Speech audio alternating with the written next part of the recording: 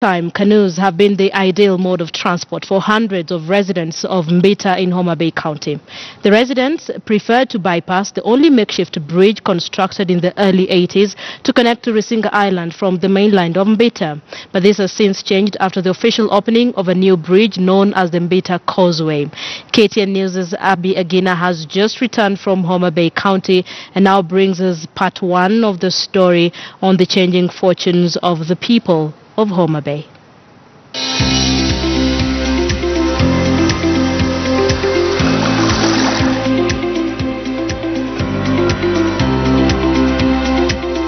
Kabla ikuje kujengwa tulikuwa na shida nyingi sana. Kitambo watu walikuwa wanakufa kweli wakivuka ngambo ile.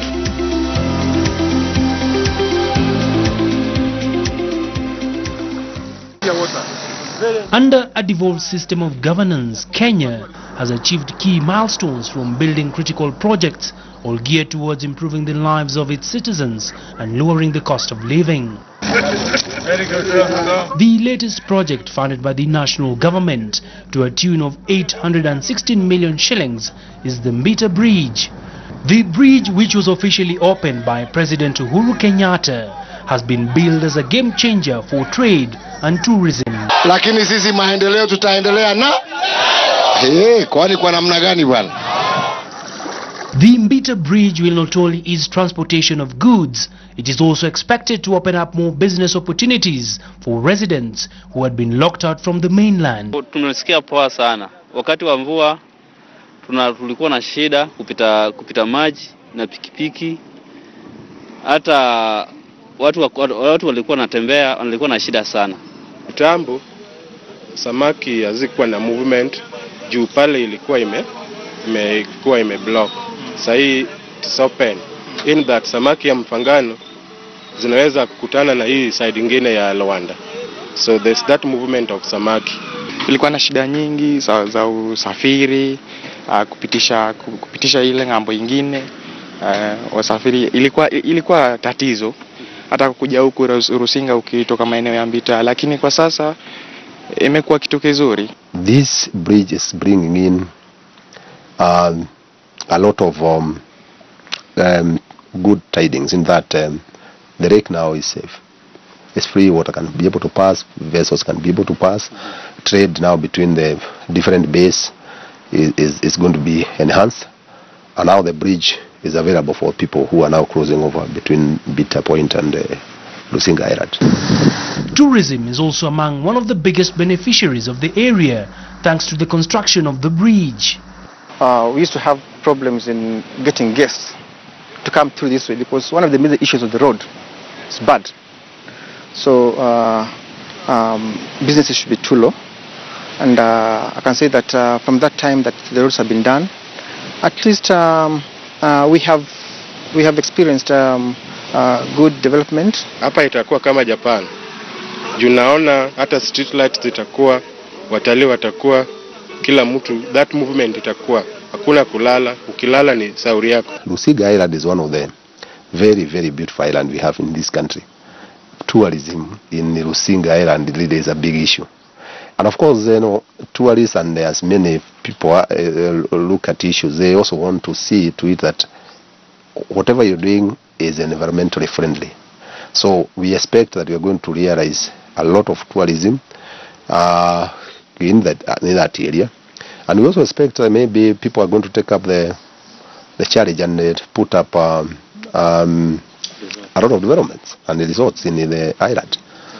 And that will certainly bring about a lot of resources, which surpasses what we have actually put in there. So far, since the bridge became operational, a number of traders have enjoyed booming business, which they say has improved their livelihoods. Kitu yenye imenifurahisha zaidi juu ya hii daraja ni kuwa samaki ya sehemu ya Mfangano imetoka huko imerudi Karachuonyo. Hiyo ni furaha kubwa sana kwangu. Imesaidia wanabiashara, wavuvi na wenye wanatumia samaki kwa kukula. Naomba serikali kama hii daraja walitumia pesa mingi hivyo ikuwe tu strong. Juu sisi tulikuwa watu wa mikono, tumeona imesimama lakini situletee shida. Mzuri naye inatusaidia, tena imetuacha kama tuko na cash kiasi ingawa kuna ukame. You may be looking at the cost of the bridge, but you're not looking at the income that is going to be realized from the fact that now water can be able to flow both ways, and therefore now enhance the marine life, which then can also assist the people. In addition to the fact that now even trade, because now that course we actually had prevented, the way you actually cross from this end to the other end. Sure. Now that it is open, so the trade between along the shores of the lake is also going to be enhanced. Water vendors and long-distance transport companies have also reported an increase in the number of trips made as a result of the bridge and access roads. It has reduced the cost of doing business and improved their earnings. Expand business, kwenda kwa banki kuchukua loan, nifungue mahoteli around na another shop maybe. Yeah. Tukilinganisha na kitambo, yati tulikuwa na shida, ukienda soko hatufiki hapa kwa yani in time. Lazima saa zingine toka imekwama, vitu vimekoma njiani, lakini tangu itengenezwe hii barabara tuko na uhuru. Kila kitu inakuja katika saa yake yenyewe. Hii daraja venye ilianza kujengwa nilikuwa na mimi ndio kati ya wale fundi wenye walikuwa watu wa mikono wakati walikuwa wanaijenga. Kujenga hii kitu haikuwa tu rahisi hivyo. 11 meters wide and its height can allow as high as 80 meters vessel.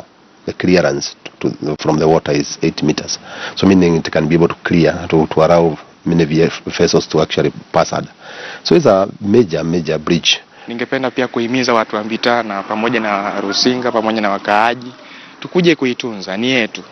Standing at over 100 meters above sea level is this majestic piece of infrastructure, the Mbita Causeway Bridge, that stretches close to 160 meters and is expected to ease transportation in this part of the county.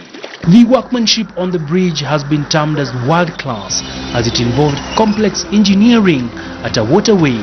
Some of the key features include a passage clearance of 8 meters to lake vessels adequate for transport and fishing boats.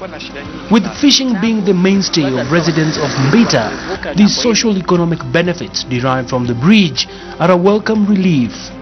Concerns over whether the bridge will have any environmental impact remains a controversial subject. Catch this in part 2 of the story of the Mbita Causeway. Abi Agina, KTN News.